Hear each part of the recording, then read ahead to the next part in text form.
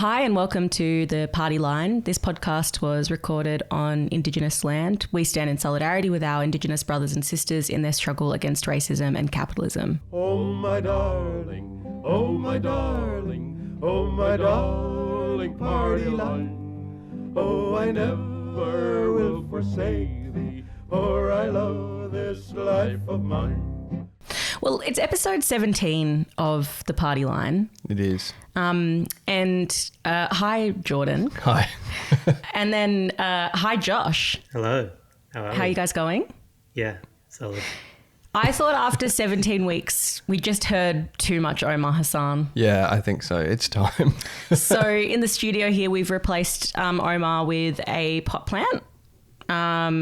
And we actually think that contributes more to the studio vibes.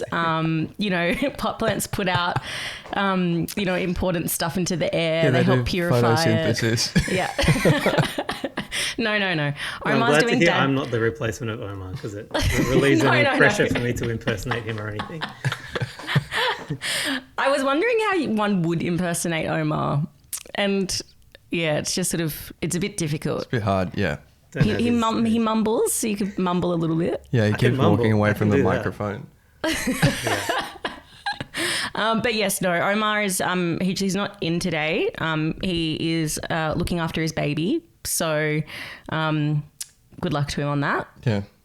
But we thought who better to come in and join us for this week's episode than infamous Josh Lees. Funded by Qatar. Oh, yeah. Funded by many outside parties. This is, the money is What's rolling it like in. having we'll money? talk about that later, I think. So stay tuned if you want to know why the Qatari government is giving Josh money. Yep. That aeroplane that Trump's got, you should see. You should see. You should see yours. Yeah. That's excellent.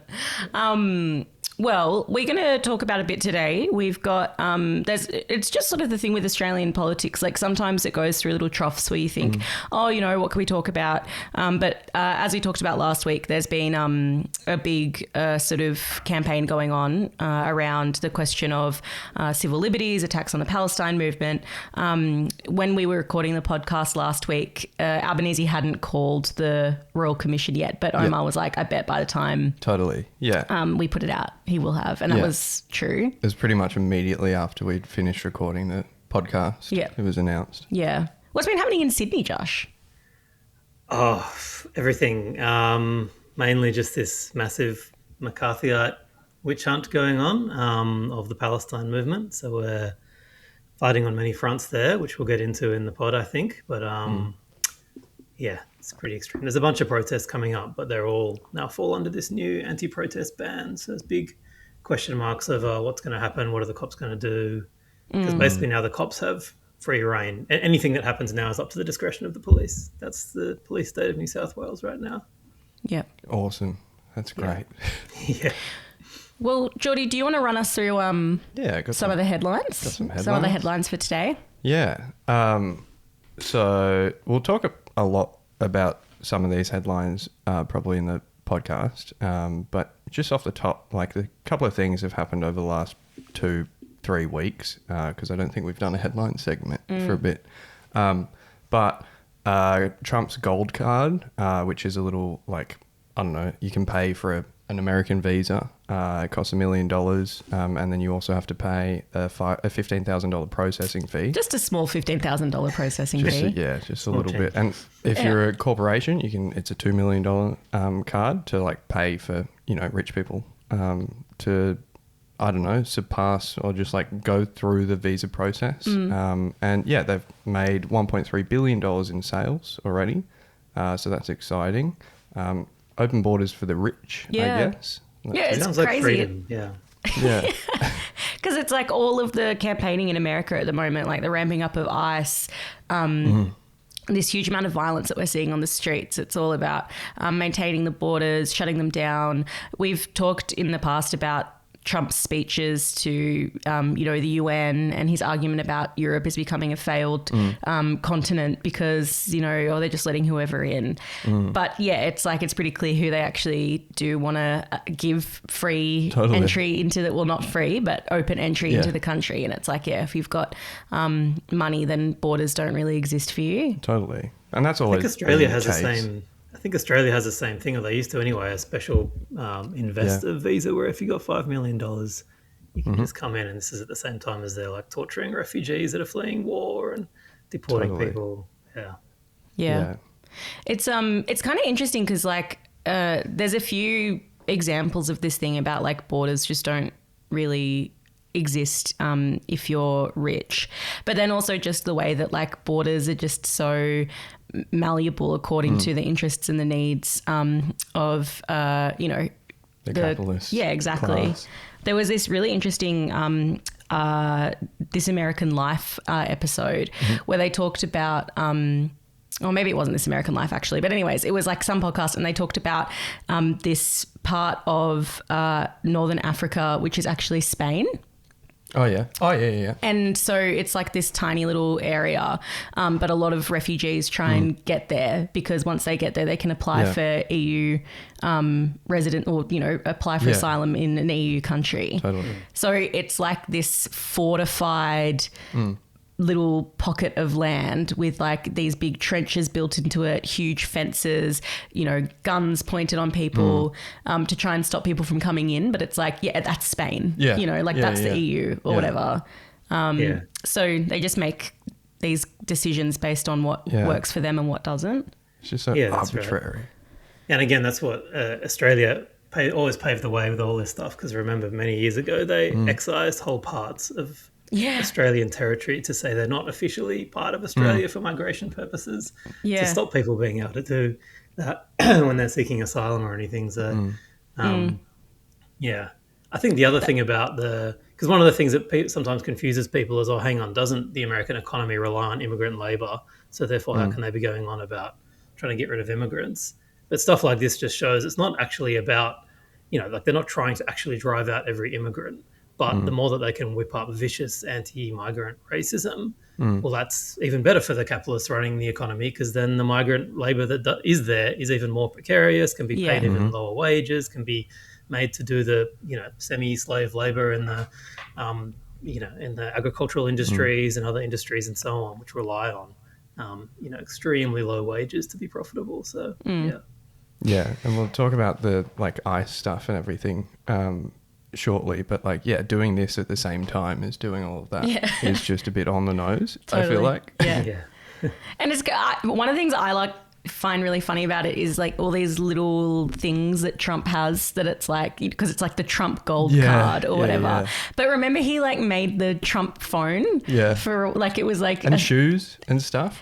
There was a Trump Bible that you could get. So good. And it was all Trump's inauguration day, and it was all themed around, which I actually think, we've talked about religion a little bit in this podcast before, but I think that there's probably something a bit blasphemous about making a Bible that's about the president. 100%. Was it a special edited edition that just cut out all the bits about, adultery's bad and It's got a nice forward, which is I just ignore some of this, please. But then also he's there's all the Trump coins and the Trump Bitcoin stuff. And apparently this is one of the ways that Trump is sort of figuring out ways to get money for all of the deals that he does as the president. It's there'll be some rich Chinese billionaire who's bought 1 million Trump coins, and then there'll be some good deal done that suits his company or whatever. Yeah, or pay off his previous bankruptcies or whatever. So he's nothing but an ingenious capitalist, Donald Trump. Yeah. And speaking of, I guess, America, at the moment, you might have heard that XAI or Grok is under fire for creating, just generating child sex abuse material, which is really exciting. And so I saw this yesterday. The Department of War Secretary, old Petey boy, has decided now is the perfect time to announce that, they're integrating Grok into the Department of War into the military's AI. Surely that'll just make the American army like even more like Bad? yeah. Like useless. Yeah. Yeah, well, you'd think so. But apparently, so according to this guy, it's because of all the guardrails that are in place. So they're going to be, getting rid of as many of them as they can so that they can kill as many people as they can.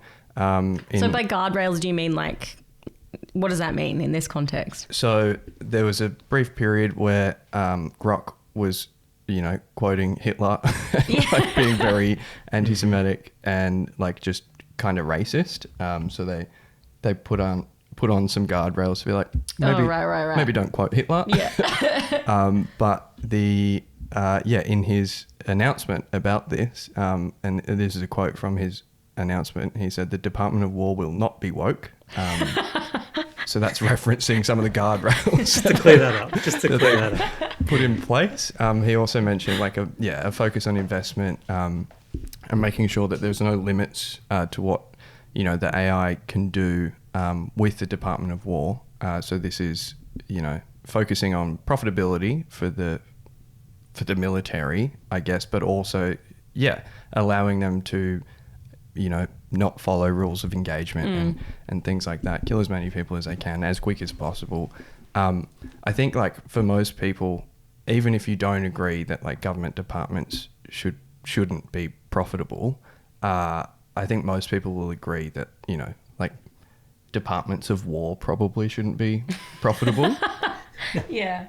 Remember when they told us AI was going to like solve climate change and like, end wars and What was that quote from? Was it Sam Friedman or whatever? He said, it will probably result in the end of the world, but for a brief period there will be like massive increase in profitability. Oh wow, that's fantastic. It's a quote from one of these like AI people. Oh god. Yeah. Anyways, what about the thing about there's like a campaign by the British government and like some other governments at the moment to like cancel Grok. Oh yeah, they're banning, a few countries are banning it or something, or talking about banning it. But it's like the reason why the UK is doing it is because like David Cameron got like AI undressed or whatever by Grok. And so it was Wait, what did I say? David Cameron. Oh, I meant Keir Starmer. You can see how it's hard for me to keep those two people separate in my brain.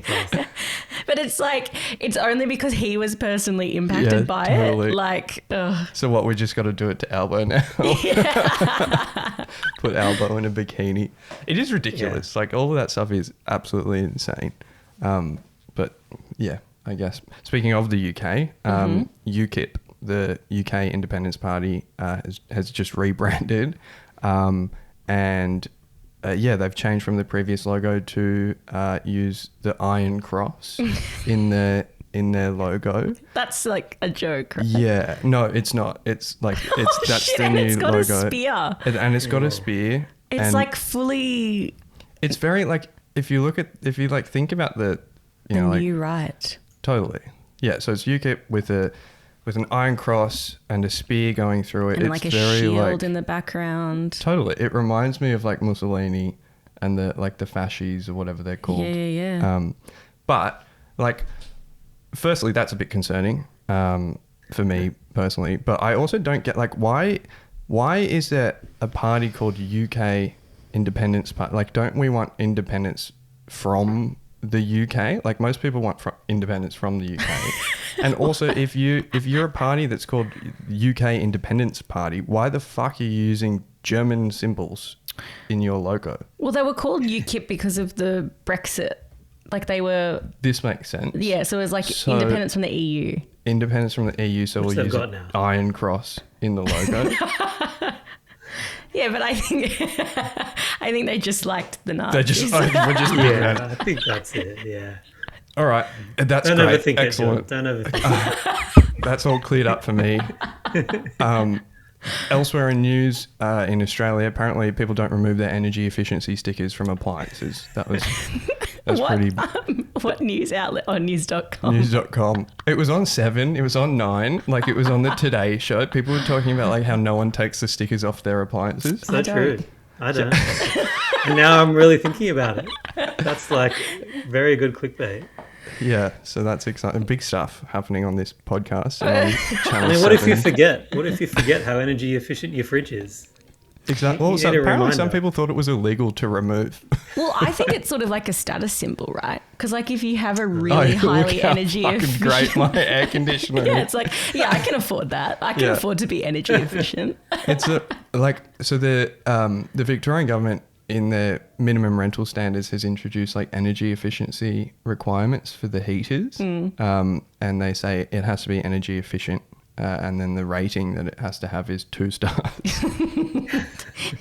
It's like when you get like a muesli bar and it's got like a 2-star rating. Like these are like 2 stars is not efficient. Like sorry, they go up to 6. So like that's just like this is objectively a bad bad appliance, but now we can call it energy efficient. In other news in this country, the NSN has announced that they're going to be disbanding following the gun and hate bill, but we'll talk about that later. Presumably they just don't want an identifiable organisation so they don't have to go to jail. Yeah. But yeah, I think They said like, they'll keep going. they're going to keep going, yeah. And it's like, it is the thing about like, you don't actually defeat like Nazis and the far right through laws. Yeah. Yeah, I mean they reference that in their statement, like you can't kill an idea kind of thing. So Yeah. Maybe they'll just be the Australian section of UKIP from now on. That's what rebrand branding's with a really fancy about. new logo. Yeah. And then I think this was yesterday or the day before. Pauline Hanson and Barnaby Joyce used Gina Rinehart's private jet to visit, the floods in Queensland and the bushfires. That's and really stuff nice. Like that. So yeah, and Barnaby justified it by being like, just like the Labor Party and the Liberal Party being there to support, One Nation chose to be there to hear back from the locals. I guess. Imagine like your like house is like flooded and then And it's then you like rock up on- Gina Reinhardt's Yeah. like plane Jet coming just down. flies over, there's a wave. It is like, yeah, he's like, well, they get the taxpayer to do it. Would you prefer us to get the taxpayer to pay for the flights? And it's like, that's a point being made, but it's like, you're saying we're just like the Labor Party and the Liberals. We just use private jets instead. Like, it's not a great... And also presumably Gina Reinhardt's private jet is like a contributor to the ongoing climate crisis that's causing the Was she floods. flying around Peter Dutton and stuff, Yeah. like ferrying him to things. Isn't that the same jet? I don't know how many she has, but that's probably the same jet that flew Hanson over to the Trump's to Christmas Mar-a-Lago. party or whatever yeah. it was. New Year's Eve. What was it? Yeah. Halloween. Yeah. Halloween, this is not that's it, yeah. Hanson's first time on this particular jet. But also speaking of Gina, this was a headline a couple of weeks ago. Gina Rinehart and fellow billionaires have added a record $3.3 trillion in wealth. Crazy. So yeah, the world's 500 richest people added 3.3 trillion Australian to their collective fortunes this year. It's crazy. Yeah, well, we're This is all absolutely obscene dying. and has got nowhere near like the attention it should, given yeah. all of the bloody world's problems, everything we know, still cost of living issues, and these same people are the ones funding the anti-immigrant party, saying, "Oh, you can't have a house because of immigrants," and so on. And meanwhile, yeah, there's Gina Rinehart. Yeah. Riding out the party line. These protests continue in cities across the country as part of the Ice Out for Good weekend of action. You can see on your screen communities in Arizona, Minnesota, Colorado, California, and more hitting the pavement in response to the deadly shooting of Renee Good earlier this week. Thank you for joining us. So when we were recording the podcast last week, we got a news alert about a woman had been murdered in Minneapolis by ICE agents. And the footage from it is just so Shocking. disturbing. Yeah. Like the claims from the right in America, JD Vance, Trump, whatever, is that, you know, she ran into this ICE agent. Yeah, but attacked them. literally her wheels are like turned the other way. This guy had been walking, this ICE agent had been walking around her car filming her with his like iPhone or whatever. And then like decides to just fucking shoot her through the window pane. Yeah. Doesn't drop his phone. No. Yeah. Still filming the whole thing on his phone while he's fucking doing Records himself executing her. And then like the thing that was kind of pretty just sort of, I guess, like poignant or whatever about the whole episode is that this is just less than a mile, I think, from where George Floyd was murdered, which launched the massive Black Lives Matter movement previously. So it's just like another bloody, disgusting episode in America. And the thing about Rachel Nicole Good was also that she had been like a legal observer. Yeah. Because the thing was happening was ICE was doing all of these raids in Minneapolis. Yeah. And there were protests. Yeah. Yeah. And she was just there, like watching. Yeah. It's just horrible. And like the stuff from JD Vance and Trump is just like off the chains. Like the defense they've come out around this. This is Trump at a meeting where he was like talking to oil executives. But, you know, the media asked different questions. Minnesota, the vice president yesterday suggested that Renee Good, who was killed by this ICE officer, was part of a broad left-wing network. What has your team told you about this broad left-wing network? Who is in charge of it? Who's part of it? What's it called? Well, I haven't seen the vice president's statement, but he's generally very accurate. I hate to say, look, I watched that yesterday, and there were a lot of different forms to it. But there was a woman screaming, "Shame, shame, shame, shame." She was a agitator, probably a paid agitator, but in my opinion, she was an agitator, a very high-level agitator, so professional. She wouldn't. She was a professional agitator. Paid high level agitator. High level. And then apparently, like, if you yell shame at an ICE you can agent, be shot for that. Like that. Firstly, there are no broad left networks in America. That's what's wrong with America at the moment. Like, this is an insane statement. They immediately came out trying to justify the shooting. It's so extreme. There was to like gun down because it's like she's a white as well, citizen, mother. They gun her down in the street on video and then call her a domestic terrorist, like, and then get the FBI openly to just cover it up and prevent any investigation. It's like so extreme. It's appalling. And then immediately after that, so ICE is part of the Department of Homeland Security. The secretary of that department came out and spoke, addressed the media, and there was a new podium that she was speaking at, and on the podium it had the words, "One of ours, all of yours," which is just like so fascistic. Yeah. Like, what else? What else can you call it? Yeah. Like, that's just insane.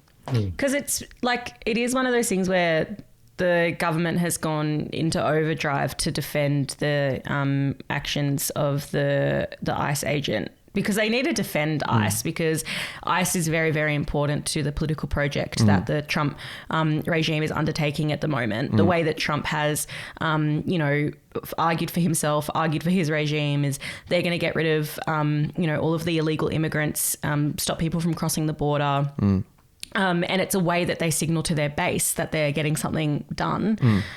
So, like, to have sort of a crisis of legitimacy for ICE is a problem. Just going to play a bit of this clip from JD Vance. First of all, I wish the state officials in Minnesota would investigate why you have so many people who are using their vehicles and other means to actually interfere with a legitimate law enforcement operation. The precedent here is very simple. You have a federal law enforcement official engaging in federal law enforcement action. That's a federal issue. That guy's protected by absolute immunity.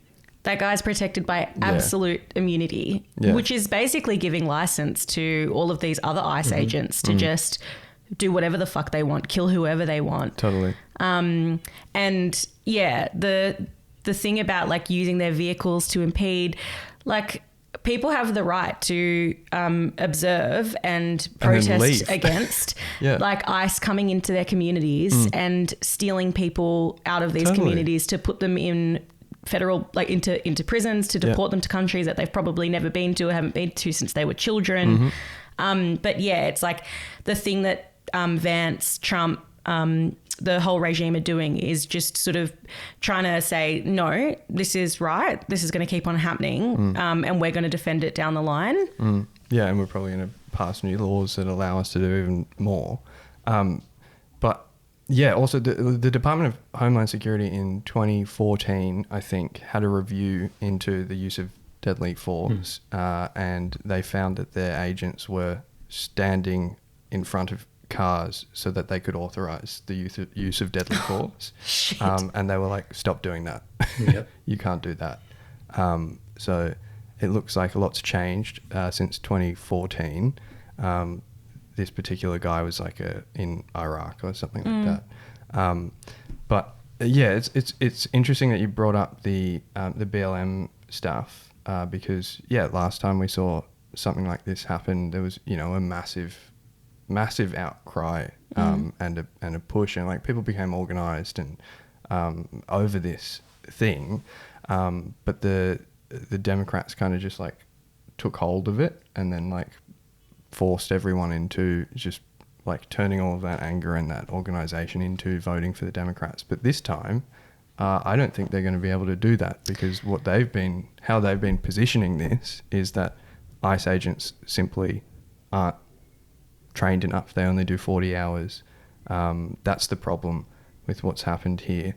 And, you know, they were the ones that massively increased the funding to ICE. They were the ones like campaigning on, you know, we deport more people, our borders are more secure than under the Republicans and stuff like that. So I don't think that's just going to fly this time. And one of the Yeah, it'd be interesting. Oh, sorry. yeah, because like one of the key things as well is like it's still the police departments of all these different states and everything, often Democrat-run states, who are, okay, maybe they're not the ones directly going in and raiding and, you know, kidnapping immigrants and deporting them and all that, but they are mobilized en masse to defend the ICE agents against the protests of all these people. Like, so ICE could not be doing what they're doing without still the Democrat-run police departments, you know, being mobilized and whatever. And obviously it's like even, you know, the Democrats are kind of rhetorically anti-ICE and whatever at the moment until they get back into government, and then they'll be pro-ICE again. But and that's good, I guess. Like, it opens up a little bit. I think it probably gives people a bit more confidence to come out and protest against them, because it seems like the Democrats are saying something vaguely on your side. But yeah, that's important to remember about the Democrats.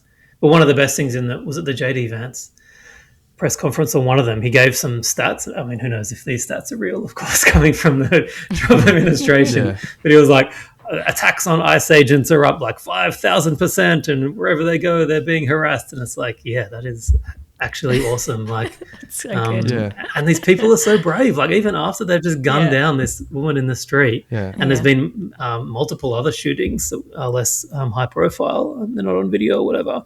But still, wherever the agents go, they're just mobbed by very like ordinary people and whatever. Like that video from the Target where there's because they've been they went and attacked some like 17-year-old guy who was a US citizen, threw him to the ground, injured him, dragged him out of Target, ended up like releasing him like kilometers away when they realized he's actually a US citizen.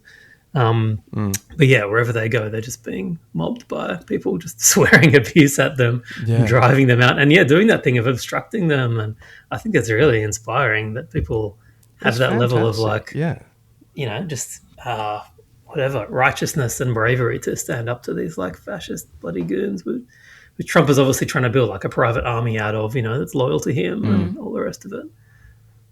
Yeah, we can see the like propaganda that they're using to recruit and stuff like that. But we spoke a while ago to Brian Bean, who is an American socialist, and he was talking to us, this is like last year, like a while ago, he was talking to us about like how, you know, there's all these community chats that have been formed about, you know, defending people from ICE and stuff like that. And it's like, you know, there'll be a message like they're here, and then everyone will get out on the street and stuff like that. And they've become so big that they're like, there's too many people in the Signal chats, which they've never had before. So yeah, there is a resistance to this, and it is really inspiring. It's really cool. There was the I can't remember what city it was in. Maybe it was in Minneapolis, but a DoorDash driver who was being chased by ICE, and he took shelter in just some people's home, and they wouldn't let the ICE agents in, and he got away, which is just so awesome. incredible. Yeah. But we know where the real resistance is. We know what's really going to turn the tide. Celebrities. Oh, yeah, naturally. No, but actually, they're not going to. But Really? it's good when they when they give the movement a bit of support. Like there was the Golden Globes on the weekend. I don't really know who won any prizes, but I love Mark Ruffalo. Yeah. I love him so much. He's a good one. There's a video of him. I've forgotten the story now. It doesn't matter. Anyways, We'll play the video. Josh, who's that the American guy who ran for president from jail? You know. Oh, Eugene Debs. I don't. Eugene Debs. Oh, yeah. Yes, there's a video of Mark Ruffalo reading out a Eugene Debs speech, and it's like really beautiful. But anyways, that's not what I'm going to play. Just like listen to the first couple of 20 seconds of this Mark Ruffalo interview. It's great. Mark, what's the pin? This is for Renee Nicole Good, who was murdered. We have a vice president who's lying about what's happening. We have we're in the middle of a war with Venezuela that we illegally invaded. He's telling the world that international law doesn't matter to him. The only thing that matters to him is his own morality. But the guy is a convicted felon or convicted rapist. He's a pedophile. He's the worst human being. If we're relying on this guy's morality for the most powerful. Great. I think we should get Mark Ruffalo on the pod. Mark, if you're listening, we want you on the pod. Yeah, he's the real Omar replacement. But yeah, it's nice that they wore all the pins and stuff like that. And I think like it's the same with the Palestine stuff. Like the celebrities aren't going to change anything, but they're kind of like a weather vane for where the kind of mood is at. Yeah, like the sentiment. Yeah. Totally. And so like the fact that there are a whole bunch of them that wanted to wear the ice out for good or be good pins and stuff like that, I think indicates that there's like a lot of anger about what's going on. Not super jazzed about this. Yeah. Riding out the party line. Okay, well, in the last week since we recorded, there's been a bit of movement around the sort of clampdown on civil liberties. Obviously, Albanese's called the Royal Commission, which we'll talk about in a second. But Josh, like maybe just to start off in terms of where we're at the moment, we kind of referenced some of the things in New South Wales last week, but I feel like it'd be useful if you could talk a bit about, what is happening with Chris Minns. They've brought in all of these new laws in New South Wales. There's potentiality that the Invasion Day protest might be banned. What's happening?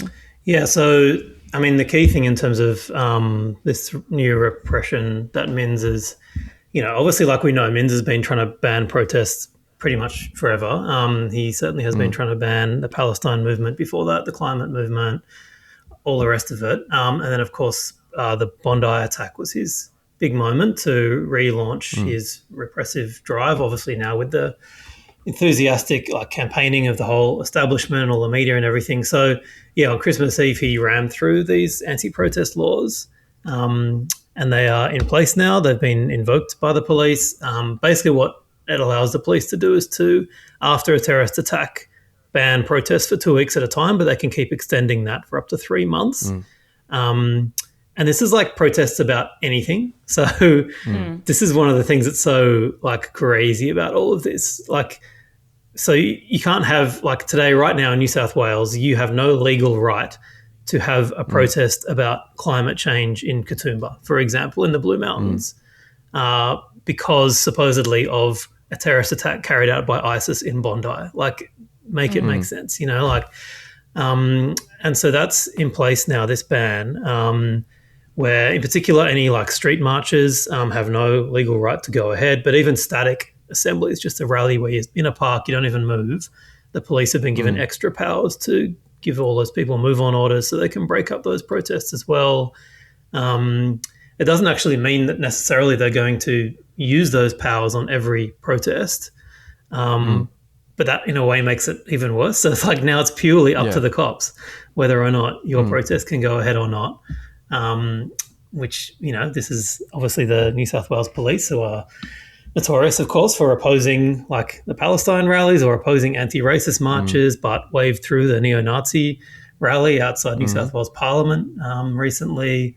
So yeah, we our rights should not be up to the benevolence of the New South Wales Police. Obviously, that's the opposite of rights. So yeah, that's in place, and there's already so there's a number of protests in the next few weeks which are already going to be impacted by this. So on Friday night, there's a rally, like a rally about Palestine, saying that genocide's a crime, protesting is not a crime. There's going to be hundreds of cops there, I'm sure. We'll see what happens. On Sunday, there's a protest that was planned long before any of this about Indigenous deaths in custody. It's the 10th anniversary of the killing of David Dungay Jr. If people remember that case from 10 years ago, it was an Indigenous man who was murdered by 6 prison guards who held him down while he said he can't breathe, and he died. And he's got no justice. And his family's got no justice since then. So, so here's a protest which was planned months ago, had its Form 1s in it, all its paperwork and blah, blah, to be able to have the right to march. And now all that's been revoked and overturned by these laws. So it's a real, example of how, the establishment, the government and all that are using this Bondi tragedy to, ram through their repressive agenda on all fronts kind of thing. So that's one aspect of it. And yeah, as you mentioned, Invasion Day is coming up, and we all expect that they're going to extend this ban again to cover Invasion Day. So that would be a huge outrage if this like massive annual anti-racist march were to be banned, supposedly on the basis of combating racism, like anti-Semitism. Yeah. And then on top of that, the government here is introducing new so-called hate speech laws, which are, I guess we can get more into this, kind of similar to the federal ones that Albanese is talking about. But here they're even more like they set up this so-called inquiry, which had you had a week or two to make submissions to. They said they're not even going to publish all of the submissions. There's going to be no public hearings. Wow. And within 2 weeks, this inquiry has to come up with a way to, and it's the terms of reference of the inquiry are like point 1. How do we ban the phrase globalize the intifada? That's what the inquiry is setting up to do. So really real fact-finding mission they're going on there. Have they asked for your expert opinion, Josh? No, they did not. And this is actually outrageous. So, they're attacking the Palestine Action Group more than anyone, accusing us. I mean, we've never even chanted that, as we know, but whatever. The facts don't matter in this new world. And they're setting up a so-called inquiry, and they've invited, supposedly, organisations to make submissions to the inquiry, but they haven't invited the group they're accusing of doing something to make any submissions, and we don't expect to be allowed to speak in that inquiry, and if they do, it'll be secret. So it's pretty wild. Like even in the show trials of McCarthy or Stalin, even in them, the accused got to be present. Give a speech to defend themselves. Yeah. So do you feel that on Invasion Day, if the protest is banned, people will defy that ban and come out anyway? People will definitely come out and protest. Yeah, nothing's going to stop that. But there'll be a big question over the march, and already this, I'm not sure exactly what the protest organisers plan to do for Invasion Day, but for the rally this Sunday about the Black deaths in custody, organisers there have been saying very bravely that they're going to march, they're going to defy this ban. We'll all be there and we'll see what happens. They're also, as I understand, saying, because part of it is saying to the cops, well, you do actually have the discretion. So will you give us a commitment that you're not going to enforce this ban and so on?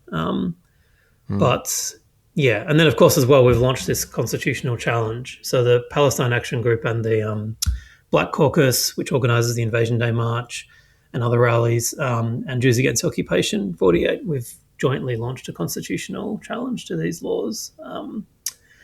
Which, we were hoping to get a rapid hearing so that we could have it heard before Invasion Day and hopefully get the law struck down and preserve the right to march on Invasion Day and so on. But the powers that be have basically prevented that from happening. So I feel like they've probably learnt the lesson of Yeah, like the letting last time. PAG representatives take them to court and then just like wipe the floor with them. yeah, so we're still going to do our court challenge. It's just that it will take longer than we were hoping. And Yeah. anyway, yeah, more on Yeah. that to come out. But yeah, You're getting good at these. Yeah. You must be familiar with court proceedings and the like we're now. getting more familiar. Yeah, they're like, they're not good places, obviously. Courts, certainly not egalitarian institutions where ordinary people are empowered to have their say. Totally. Yeah. But yeah, we're 2 from 0. Well, I'm 2 from 0 against Chris Minns, I'll just say. Totally. So we're hoping to go 3 from 3. Great. But this one's going to be probably bigger because, of course, it happens in a changed political context, and that's the thing about these court challenges is that they're not just a legal process. Obviously, it's a political fight. That's what's going on. And now we're in this new post-Bondi McCarthyite witch hunt crazy era. So, yeah.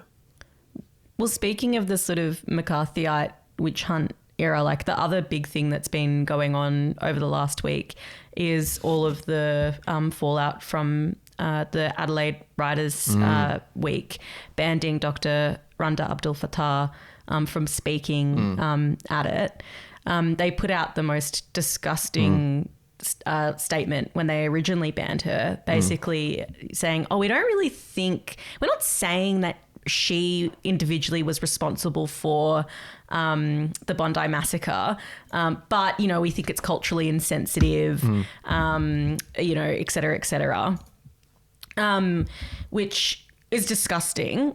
But the thing that's been pretty incredible about it is the fact that like so many of the other writers who were going to be speaking at the Writers Festival were like, no, sorry, like we're not going to be party to a Islamophobic, racist attack, which also just equates people who support Palestine with what happened at Bondi. And so many people said that they weren't going to speak, that it created such a pressure that the Writers' Festival had to be cancelled. 180 writers pulled out, like over 180. And what was great about it as well was Louise Adler, who was the director of the Writers' Week. She had previously been has come out multiple times supporting the movement for Palestine and the question of free speech and all the rest of it. She resigned from the board, resigned as a director, of the whole thing, which I think was probably the final nail in the coffin for the whole affair. And it was after that the event was called off. Yeah, the board all resigned as well. But it's in their statement, like that was a pathetic statement again after another pathetic statement. But also instead of just cancelling the invitation, they cancelled the whole thing, which is a massive blow to I don't give a fuck about the Adelaide economy, but massive blow to Adelaide and the Adelaide economy. Yeah, totally. And one of the things that got me going through all this is how one of the other writers, who's speaking is of course Tony Abbott, who just wrote a book celebrating colonisation in Australia and saying how great that was. But of course his views weren't deemed culturally insensitive by the Adelaide Festival Board and all that. But yeah, I mean the whole thing from start to finish is, I mean it's an example, and this is the point Louise Adler makes of this disgusting enforcement of support for a genocide in Gaza, which is what our institutions are trying to impose on everyone, or at least you have to be silent about it. You certainly can't speak up against it. Is just, this is playing out in every institution and even more so now. And it's just, I mean, at one level, I don't know, at one level it's just destroying things like this, we can't even have a Writers' Festival, which is destroyed by Australia's support for Israel. But then, this is an attack on just democratic rights more generally and the ability to even be able to say that we oppose a genocide. Obviously, it's a racist attack because of the tying of Abdel Randa Fattah as Palestinian to the Bondi attack. Everything about it is just so despicable. And then, yes, it's like wonderful and so necessary that we see this big opposition coming out. But yeah, the apology they gave, were you going to talk more about that, Annika? No, we should read it. It's like... it's crazy. We apologise to Dr Randa Abdel-Fattah for how the decision was represented. And we reiterate this is not about identity or dissent, but rather a continuing rapid shift in the national discourse around the breadth of freedom of expression in our nation following Australia's worst terror attack in history. It's like, how is that an apology? Yeah. Yeah, exactly. So on both fronts, firstly, yes, just reiterates, well, it's one of those apologies which is like, we're sorry in the way that you misrepresented our views. But then the second part is even more damning because they just openly saying, oh, yeah, we did it because after Bondi, there's no more freedom of expression. Yeah. So, you know, that's just the way it is now. So they are openly saying the thing that we're saying, which is this is just being used to attack like all of our rights and everything in this horrible right-wing way. Yeah, totally. And then Peter Malinauskas came out and made an even more disgusting thing where he even turned on the waterworks and, you know, acted all sad and whatever. And his thing, I'll read that out if you don't mind. He says, please. He came out and tried to justify it saying, can you imagine if a far-right Zionist walked into a Sydney mosque and murdered 15 people? Can you imagine that as Premier of this state, I would actively support a far-right Zionist going to Writers' Week and speaking hateful rhetoric towards Islamic people? Of course I wouldn't. The reverse is happening in this instance, and I'm not going to support that either. And that's a reasonable position for me to have. So again, he's just reiterating that somehow, like, the ISIS murderers at Bondi are part of a common like cause with Randa Abdel-Fattah. Like, it's so disgusting, and that she is still basically part of this ISIS terrorist attack.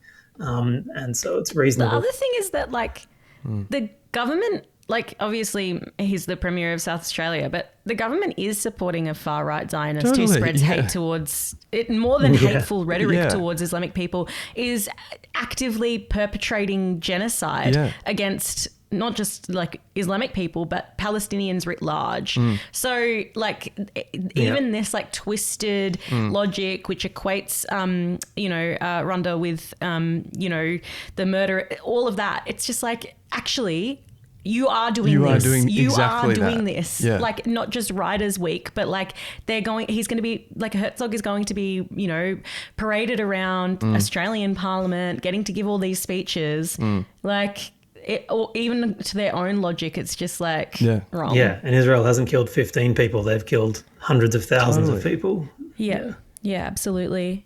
And I think Louise Adler's article in The Guardian when she resigned as the director of Writers' Week is really, really fantastic. Banger after banger. And I feel like, when it's just sort of like finally someone says the stuff that you've been saying, I feel like she really kind of pulls it all together. And she talks about how it's sort of like a important for what's to come and what is, sort of happening. Like the Adelaide Writers' Week is like a little ecosystem or representation of what's going on sort of more broadly in society. But she sort of talks about how, protests are being outlawed, free speech is being constrained, and politicians are rushing through processes to ban phrases and slogans. Universities are being monitored, the public broadcaster is scrutinised, and the arts are starved. Are you or have you ever been a critic of Israel? Joe McCarthy would be cheering on the inheritors of his tactics. And I think it's such a good summation of the absolutely terrible situation we're in, with this clamp down on what is allowable and what's not allowable. Yeah, it's a really brilliant article. Everyone should go read it if you haven't yet. Yeah, totally. Yeah. Well, why don't we talk a bit about the Royal Commission and... So Albanese came out on Thursday afternoon and sort of bowed to the pressure that was coming from basically all sections of Australian ruling class and institutional society. The weeks-long media campaign, article after article in the Australian, the pressure from Susan Ley, from Zionist organisations, etc., and so-called the commission. So yeah, what do people think about this commission and sort of how it's been set up and what the impact of it is going to be? Josh. Yeah, I mean, I think we all know the context in which this commission's been called, as you just mentioned, which is on the back of a full-on campaign that, of course, began with Benjamin Netanyahu himself. Just a few hours after the Bondi attack, coming out and saying this is a result of Albanese's anti-Semitic policy of recognizing a Palestinian state, and then from there it's just been this full-on campaign waged by the right, but also just by the capitalist establishment. So the Business Council of Australia, every other business lobby group, the Liberal Party, and then sections of the Labor Party who folded to it. Irrelevant racist sports people who are kind of owned by Gina Reinhart these days. All the rest of it. And so now the commission's been set up on that basis, basically, on exactly the basis they all wanted. And, again, it's like the inquiry we were talking about before. A royal commission supposedly is meant to be, we're going to find the truth. But this royal commission already assumes the answer, right? And that's the whole problem. It is premised on this entire bullshit argument, which is that that the ISIS attack in Bondi somehow is a result of widespread community anti-Semitism, which is itself as a result of the Palestine movement, effectively. That's what the whole commission is being, or at least the bulk of the commission is being set up to investigate. So, this is obviously absolutely ludicrous.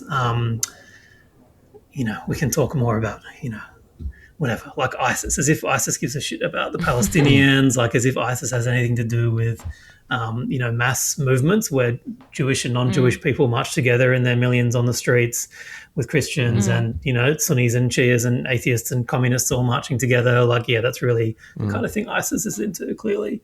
So because some of the stuff about the way that it's been set up, Albanese has sort of said that it's going to be conducted in a way that doesn't undermine social cohesion. And I think probably what they mean by undermining social cohesion in this regard is that they don't want to allow people who could actually defend the movement they don't want to allow them to get up and sort of say their piece. I don't think that they're going to, be asking you, Josh, to come on, or Nasser Mashni, or someone like that who could actually put forward a coherent defense of the movement, make series of arguments. They've actually said that they're going to restrict particular people from speaking on the commission. And I think the other thing about it is the scope of the whole Royal Commission it strays into areas that have absolutely nothing to do with the Bondi shooting. So one of the things that I think is worth kind of thinking about is the way that the universities are being tied into all of this. So this is, I think, from a Guardian article, the handling of incidents of anti-Semitism by Sydney and other universities is expected to be scrutinised in Virginia Bell's Royal Commission. And so David Gonski is going to be sort of part of setting up a whole bunch of different things about this. But the universities have nothing to do with this. It's just the universities has been a particularly strong point of the pro-Palestine movement. So I think you can see there the political problems with the way that this whole thing is being set up. Yeah, and this will be like the third or fourth inquiry into anti-Semitism on universities that we've had in the past 2 years, which is, again, yeah, exactly. It's just going to be yet another kind of witch hunt, and the effect of all of these is that all of the university administrations and the vice chancellors and who are all right wingers anyway, but they, even before this Royal Commission started, they're now launching yet another wave of new repressive policies and all the rest of it, which are going to come into effect to try to so it's going to be even harder for students on campus to campaign about Palestine or anything else for that matter, because of all this, which is just outrageous. And meanwhile, the universities maintain, of course, their weapons, research ties to the genocide in Gaza, like, all the rest of it.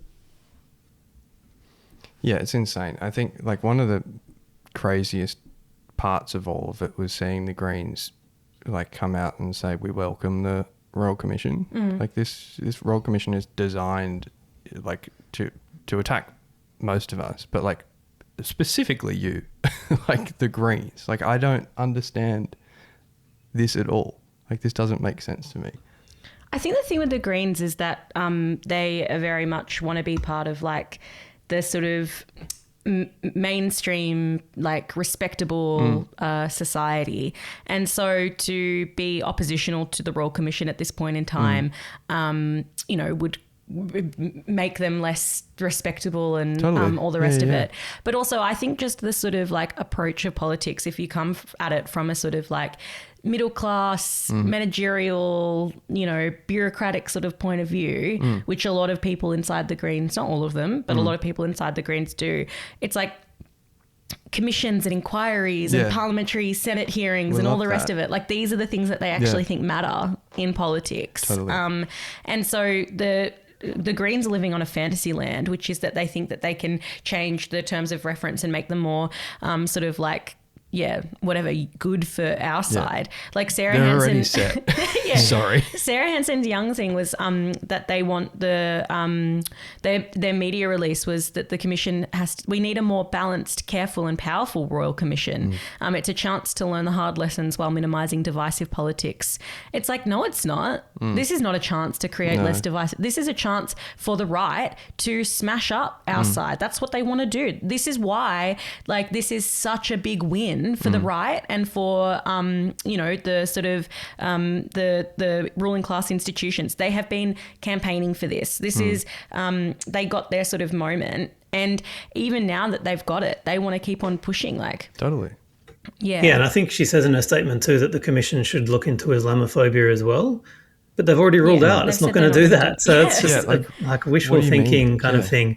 I think the other thing for some of those kind of small L liberal sections of society is that they are like they've got massive illusions that because Albanese's appointed what's her name, Virginia Bell, to head it up, that therefore it's going to be like not this right-wing thing, which I just think again is diluted. Like, she's supposedly a more progressive, she does have a more progressive history than some of the most right-wing judges, but still, like, that's not going to change the overall dynamic of what this thing is. And again, its whole premise is this attack on the Palestine movement and on the left. So that's not going to change just because of who the commissioner happens to be, or not massively anyway.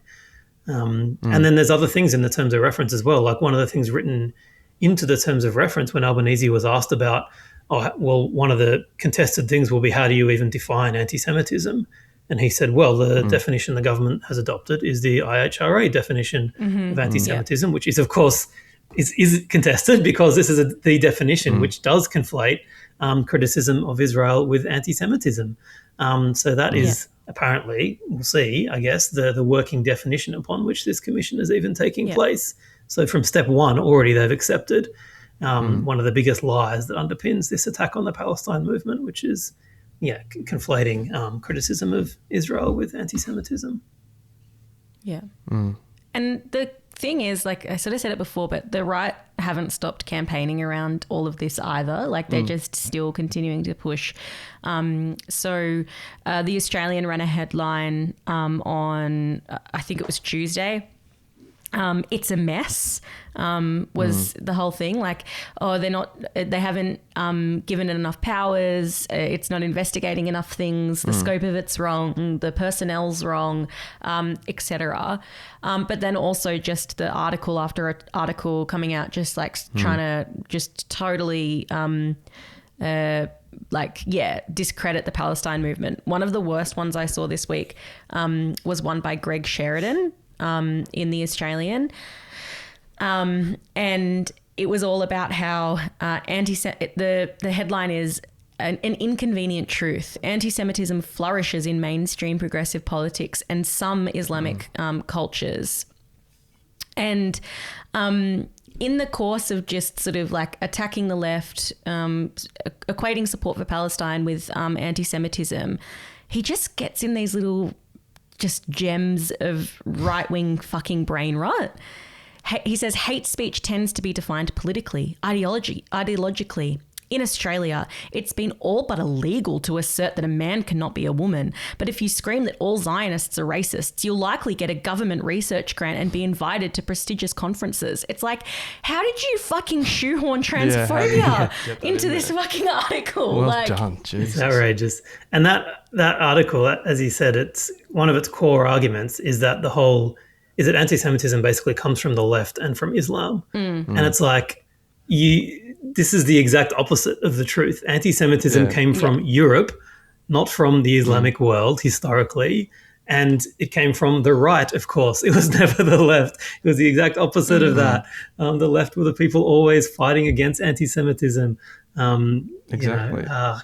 Obviously, which is why the whole history of the socialist movement was bound up in the fight against anti-Semitism, while so many of its leaders were Jewish, like all the rest of it. This was a key argument of the Nazis, was that against the left was that they're all Jewish, like this is, and it built on that whole history of European, Christian anti-Semitism and everything. This was never a product of the Islamic world or whatever. Obviously there are anti-Semites in the Muslim world as well today.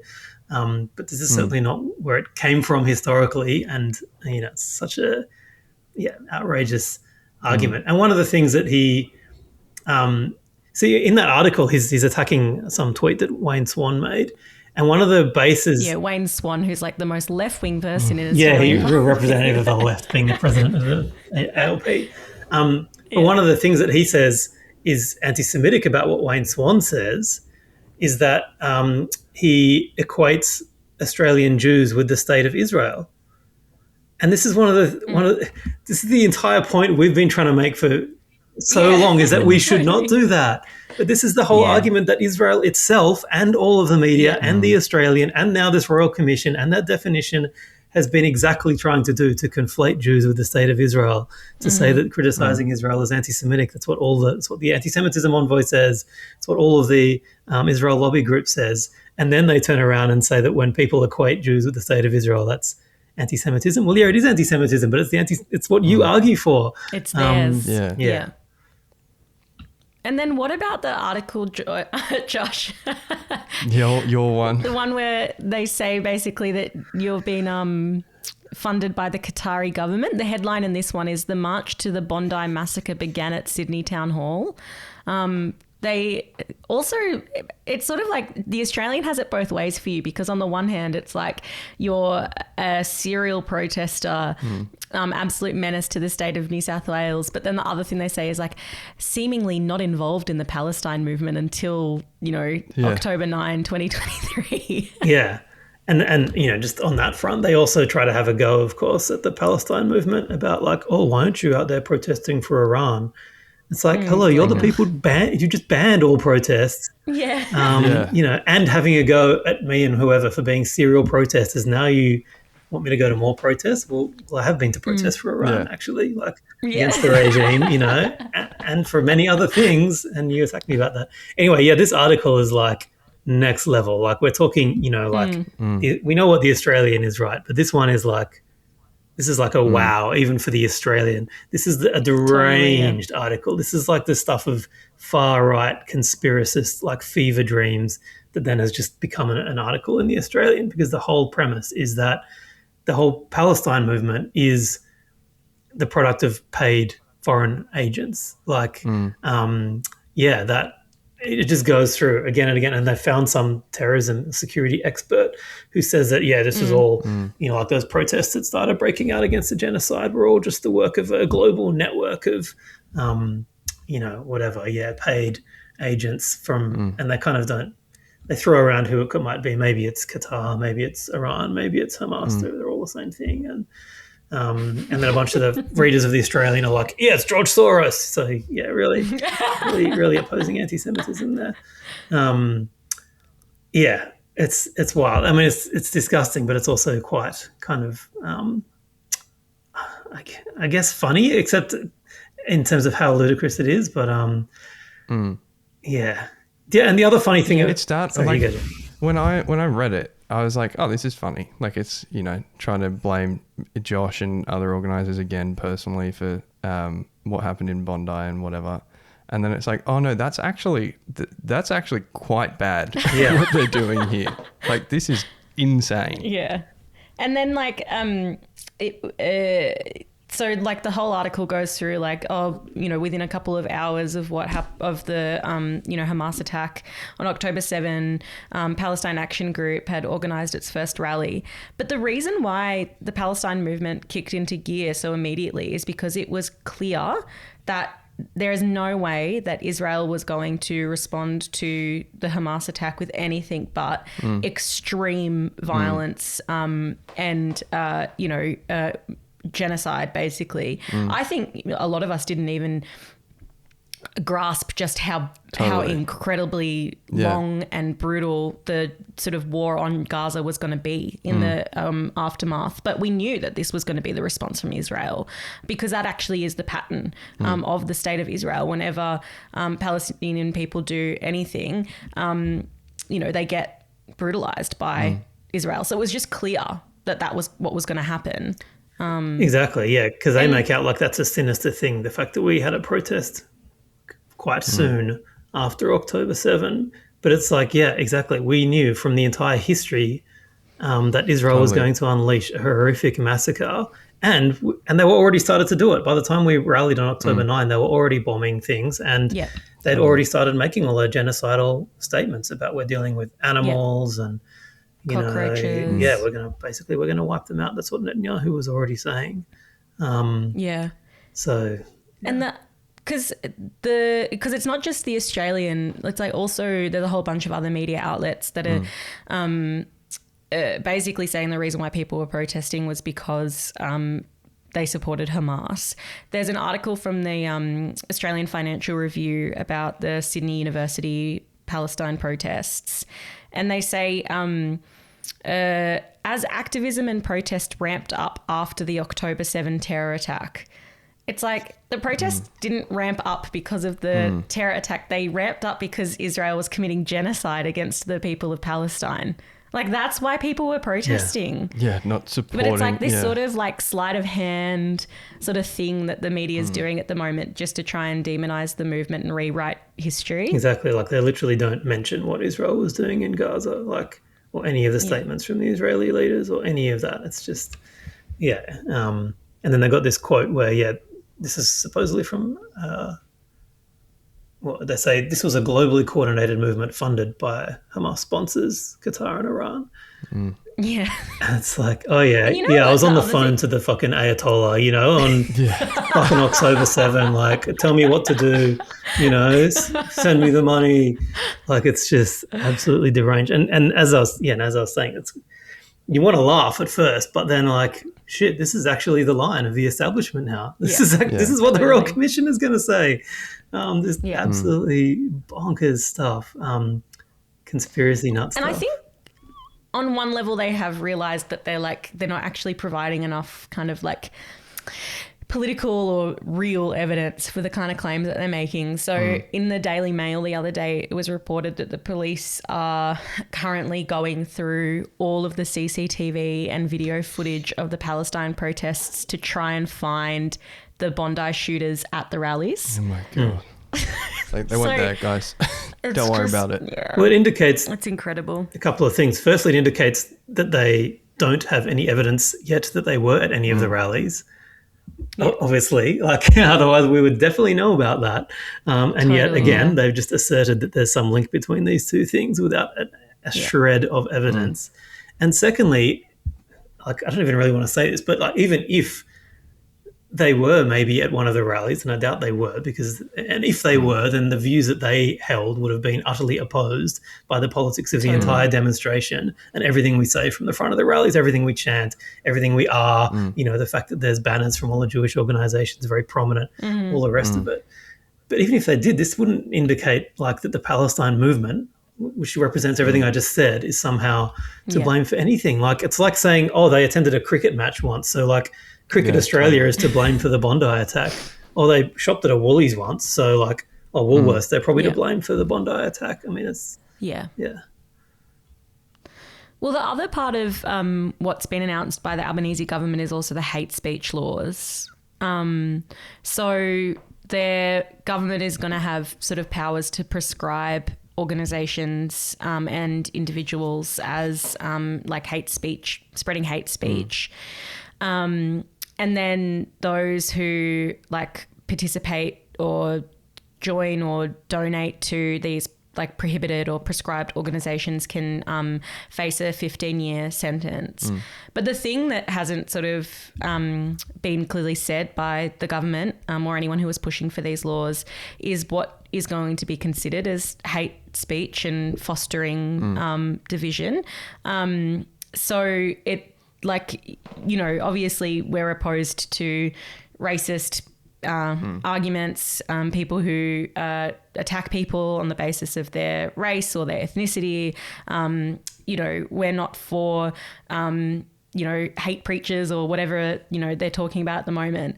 But I think like you have to be pretty circumspect about the idea that the government is going to be able to prohibit organisations and then you go to jail if you support those organisations. Like, what's the impact of this going to be on sort of the right to sort of, you know, to political free speech, which is something that's basically supposed to be enshrined in the Constitution, in the right to political communication, etc. So it seems like a pretty worrying development.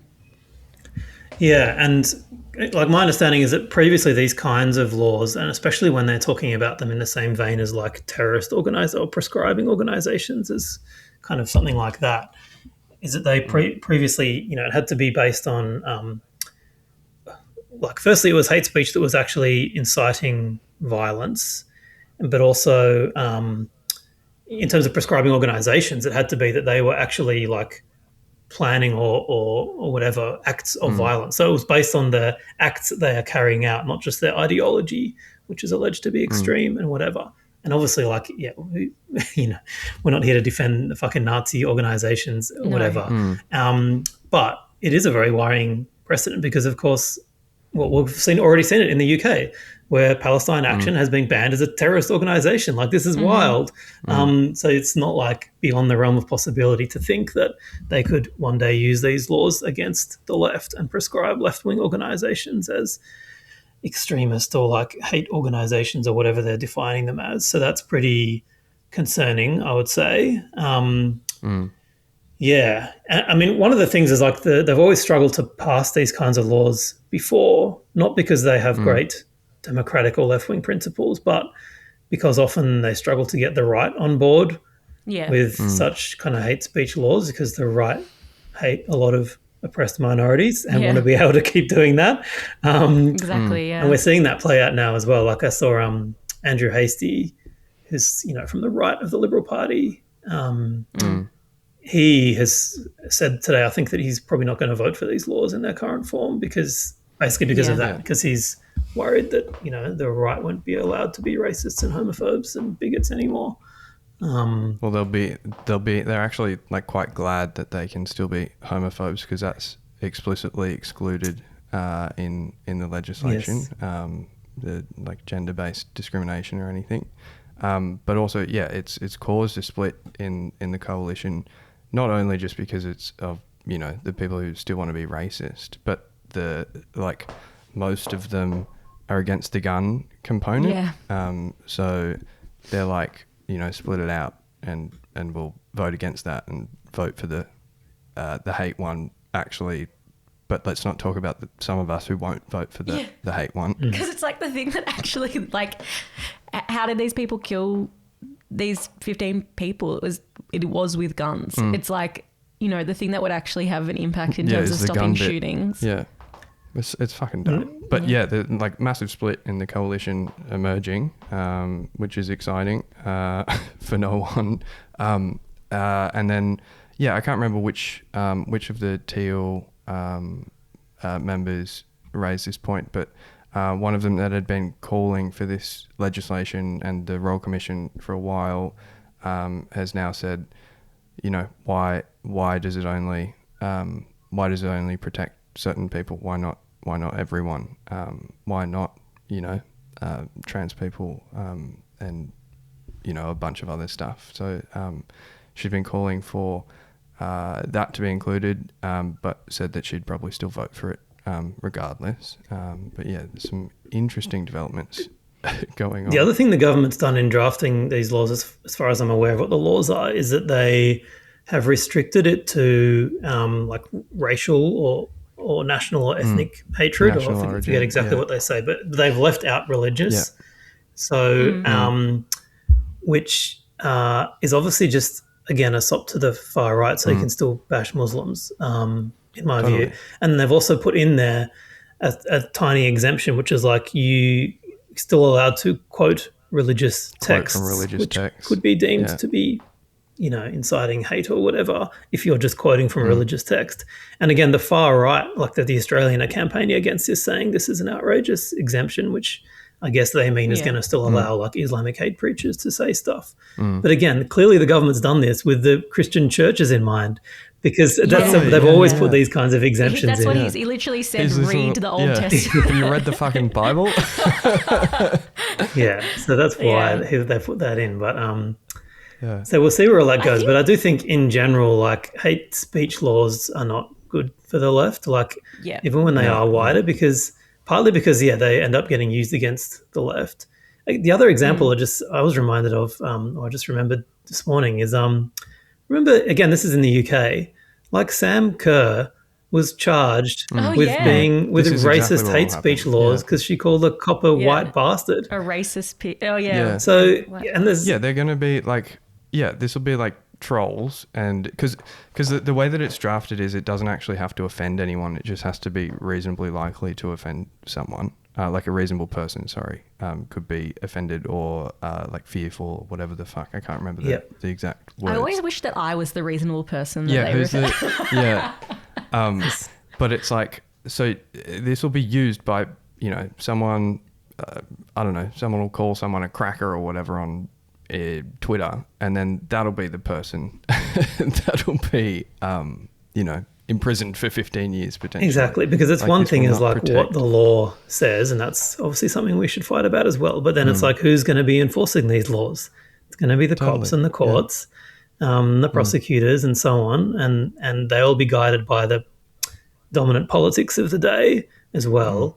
So, and we've seen that already. Again, some of the anti-Nazi laws that they passed, like limiting the use of Nazi symbols and so on, they've been used against anti-fascists because people will have like a thing saying like a swastika with a line through it, and they've been charged with like these laws. Or people comparing Israel with the Nazis, people have been charged for that, even whether they're clearly being anti-Nazi. A Monash University student got his placement. He's training to be a doctor. Got his placement rescinded by Monash Health because he shared a post on Instagram comparing what Israel's doing to the Nazi regime. Jesus. So like that actually, and that was like on the, like that's like the IHRA working definition coming into play. It's like, incredible. Yeah. So I think the hate speech stuff, it's just, I think you can sort of see why like middle class sort of people think that laws like the teal woman, we need to widen the definition, or what Sarah Hanson-Young said, whatever. But it's just like we've made the argument, but it's just worth reiterating. Like this is a like campaign by the right to push society to the right, and to restrict and close the space for political protest, dissent, freedom of expression, and the Palestine movement is a key target. They've kind of pulled back on the sort of attack on Albanese now that he gave them the win that they so desperately wanted. And that's just opened up the space for an even more kind of full-throated attack on our side. So it's not a good political situation, but I think the response to the Writers' Fest and the disgusting decision of the board there, plus the big demonstration that happened in Melbourne over the weekend. 5,000 to 6,000 people came out, awesome. At the State Library. The fact that there's, real anger about Herzog being invited and protests being planned around that. There is space for people to push back and resist. And I think it is really important that we say this is wrong. All of the arguments that are being made are bullshit. This Royal Commission is going to be a kangaroo court directed against our movement. This is really, really important because we need to, get people confident again to come out on the streets to fight for Palestine and to defend our side. So I think wherever you are, there's probably going to be a Palestine demonstration near you. You got to get out. We have to actually build up our movement again so that they feel less confident to try and come after us. Yeah, absolutely. And as you mentioned, like one of the next big things is going to be these nationwide protests against Isaac Herzog, which could be next week for all we know. Potentially, like he might be in the country by Monday or Tuesday. They're doing a bunch of things in Parliament that would indicate that he could be present. So, yeah, it's like if you see a post on Instagram being like "snap action," get out to it. This is the president of a genocidal state who is photographed literally signing artillery shells to be dropped on Gaza. So get out onto the streets. Riding out the party line. Well, Josh, thanks for coming onto the pod today. It's been great to have you on. Thanks for having me. Hope I can compete with the pot plant. I think just in front. And we'd love to have you back again sometime soon. Even if Omar's present, I think there's room for all of us on the pod. Okay, totally. So thanks so much to everybody for listening. Someone became a bestie of the party line on our Patreon this week. Is it actually called a bestie? I think we have that's cute. Bestie, friend, and follower. Yeah. Follower of the party line, I think, is the top tier. Yeah. Oh, follower is better than bestie. No, really? No, follower is it? I can't remember. It's so Stalinist. You just want followers, not besties. So people should do that. And please share the podcast with your friends. And people should definitely become members of the Socialist Party. We at the rally on the weekend, like people coming up and chatting and I like the podcast, whatever. Gave some people. We got stickers now. I gave some people some stickers. Yeah. But then JP, our complainer in chief, he said that someone didn't realize that we were members of the Socialist Party. Like they just thought it was like a random podcast, like left-wing podcast. So if you didn't know, Josh is a member of New South Wales Socialists. Me and Geordie are members of Victorian Socialists. And most of the guests that we've had on the podcast have also been members. We want you to be a member of the Socialist Party in whatever state or territory you're in, because we need a big left-wing, confident, working-class movement to fight back against the bullshit of our society. So the only way we do that is by people getting involved. Damn right. Yeah. Join up. Yeah. All right. Bye, guys. Cool. See ya. Ciao. Another eloquent voice against World War I was that of Eugene Debs, the railroad union organizer and leader of the Socialist Party. On June 18, 1918, he addressed a mass rally of workers in Ohio, knowing that his words could lead, as they did, to his arrest and imprisonment. His sentence of 10 years was upheld by unanimous Supreme Court decision. Here is the speech that led to his arrest. Sam Johnson declared that patriotism is the last refuge of the scoundrel. He must have had the Wall Street gentry in mind, or at least their prototypes. For in every age it has been the tyrant, the oppressor, and the exploiter who has wrapped himself in the cloak of patriotism, or religion, or both, to deceive and overawe the people. Every solitary one of these aristocratic conspirators and would-be murderers claims to be an arch-patriot, Every one of them insists that the war is being waged to make the world safe for democracy. What humbug! What rot! What false pretense!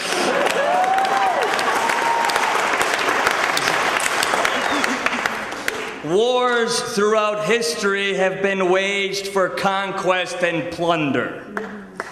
In the Middle Ages, when the feudal lords concluded to enlarge their domains, to increase their power, their prestige, and their wealth, they declared war upon one another. But they themselves did not go to war, any more than the modern feudal lords, the barons of Wall Street, go to war. The feudal barons of the Middle Ages, the economic predecessors of the capitalists of our day, declared all wars, and their miserable serfs fought all the battles. The poor, ignorant serfs had been taught to revere their masters, to believe that when their masters declared war upon one another, it was their patriotic duty to fall upon one another and to cut one another's throats for the profit and glory of the lords and barons who held them in contempt. And what is war in a nutshell? The master class has always declared the wars. The subject class has always fought the battles. The master class has had all to gain and nothing to lose, while the subject class has had nothing to gain and all to lose, especially their lives. They have always taught and trained you to believe it to be your patriotic duty to go to war and to have yourselves slaughtered at their command. But in all the history of the world, you, the people, have never had a voice in declaring war. And strange as it certainly appears, no war by any nation in any age has ever been declared by the people. The working class who fight all the battles, the working class who make the supreme sacrifices, the working class who freely shed their blood and furnish their corpses, have never yet had a voice in either declaring war or making peace. It is the ruling class that invariably does both. They alone declare war, and they alone make peace. Yours not to reason why, yours but to do and die. That is their motto. And we object on the part of the awakening workers of this nation. If war is right, let it be declared by the people.